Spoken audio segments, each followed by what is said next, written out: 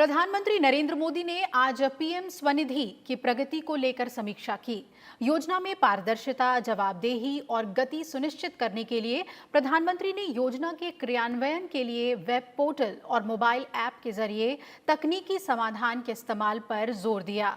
प्रधानमंत्री ने कहा कि योजना के तहत डिजिटल ट्रांजैक्शन के जरिए रेहड़ी विक्रेताओं को प्रोत्साहन दिया जाना चाहिए। उन्होंने कहा कि योजना की मदद से लाभार्थियों को कच्चे माल की खरीद से लेकर बिक्री के लिए संग्रह तक व्यवसाय के सभी पहलुओं के समाधान के लिए मदद मिलनी चाहिए। प्रधानमंत्री ने कहा कि इस उद्देश्य के लिए उपयुक्त प्रोत्साहन और प्रशिक्षण कार्यक्रम आयोजित किए जाने चाहिए। प्रधानमंत्री ने यह भी कहा कि योजना को रेहड़ी विक्रेताओं के समग्र विकास और आर्थिक उत्थान के लिए उन तक सरकार की पहुंच के रूप में देखा जाना चाहिए। उन्होंने ये भी कहा कि रेहड़ी विक्रेताओं के संपूर्ण सामाजिक आर्थिक विवरणों के जरिए जरूरी नीतिगत बदलावों में मदद मिलेगी। इस योजना के तहत अब तक 2,06,000 से अधिक आवेदन प्राप्त हुए हैं।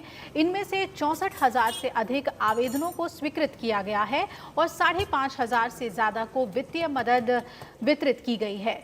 डिजिटल भुगतान के माध्यम से रेहड़ी विक्रेताओं को भविष्य की वित्तीय जरूरतों में मदद करने के लिए क्रेडिट प्रोफाइल बनाने में भी मदद मिलेगी।